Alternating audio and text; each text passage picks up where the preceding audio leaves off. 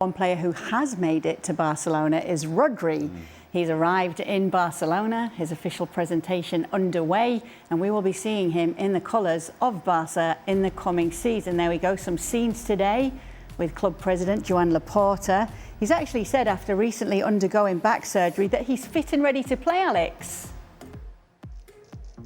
Yeah, that's surprising to me, Kate, because all the reporting had been that he might be out for a few weeks and wouldn't be ready for the start of the season. But as you say, he's contradicted that. He said, I'm ready to go. It was a minor procedure, but still, we thought he'd be out for a few weeks. I think his signing is massive for Barca. I think it's a potential game changer in terms of the title race. I think it's a big deal for Barca. I think it's a huge deal for Real Madrid that he hasn't gone there. It's a double whammy really for Barca, what they gain and what their biggest rivals lose. There are questions about exactly where Rodri fits in, about how he sort of combines with Pedri. That hasn't always been a great partnership for Spain at international level. Let's see if it can be different at club level. But I think it's really exciting, and it's such a big statement as well that he chose Barca. So let me stick with you a minute, Alex, because I heard that at the beginning of the season you picked Real Madrid to win the title, but the way you're talking now, I'm not too sure if you're going to change your mind now that Rodri's gone to Barca.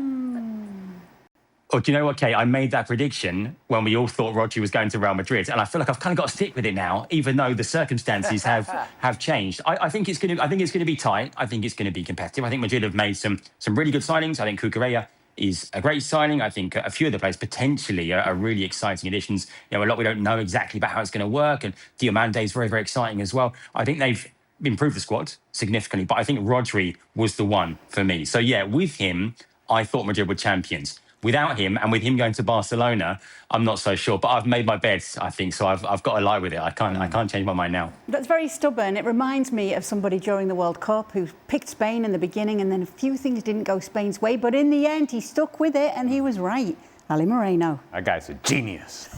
Genius. Look, when you think about Rodri and what you saw from him in the World Cup, then you go, yeah. Like that if you're Barcelona. If you think about Rodri and what he was with Manchester City last season, you kind of go, oh, I don't quite see it. Now, sustaining level of play for Rodri right now in his career seems to be a problem. And his body obviously betraying him is also a problem. Now, I don't know how there is minor back surgery. I don't know how that works. If you have back surgery, I don't think it's minor, right? As it pertains to what he can do for Barcelona, and it's something I mentioned yesterday, I think it frees up Pedri to go and join in the attack. He would play sort of this deeper role midfield last season, and he did so very well, but it limited his impact in the final third. I also think, though, if you're Barcelona and you're thinking about what were your areas of need, I didn't feel like that was a particular area of need, because you have the combo package of Pedri and Frenkie de Jong, and beyond that you have Marc Bernal, who also played very well for Barcelona. And you're thinking, well, you have enough numbers in that part of the field. And in terms of midfielders ahead of them, then you have Fermin Lopez and Dani Olmo. It seems to be crowded, that part of the field for Barcelona. So I don't know that that would have been my priority, given the fact that you don't have a striker. You don't have a striker. And that's still the reality for the club. What do you think of Alex's stubbornness here? Do you applaud it? Well, I appreciate stubbornness as long as he's right. If he's wrong, then stubbornness borders on silliness. Okay, it's a good point that Ale brought up, Frank, in the fact that over the last 2 years we have seen these injury setbacks with Rodri. This is a 30-year-old player. It's a Ballon d'Or winner. It's a World Cup winner. But there have been injury issues. Yeah, that's the issue that I have with the signing for 76.5 million euros for Rodri, is because it's a speculation. Therefore, it's quite abstract, where you don't really know where you go with him. Yes, I'm 100% with Ali Moreno.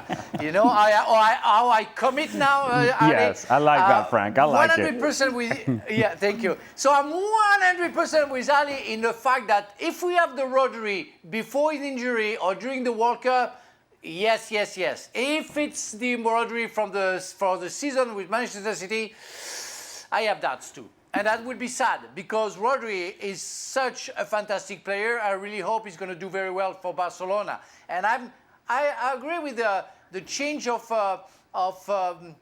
opinion from Alexi, because really, Rodri was a X factor, and if he's in his best form, best fitness, playing for Barcelona, yeah, Barcelona are the favorites. Yeah, there we go. Here's the thing: there was no change of opinion by Alex. No. He stubbornly. I feel like inside there might be. I know, but but then he can't quite get himself to that point. No, because he's a man of principles. I mean, but realities have changed. The facts have changed. Yeah, exactly. When facts change, opinions do, Alex. It is your last chance. No, I'm sticking with it. I'm sorry, guys. I'm not going to change my mind. As much as logic might fly in the face of it, and I'll undoubtedly be proved wrong, I'm sticking with Real Madrid.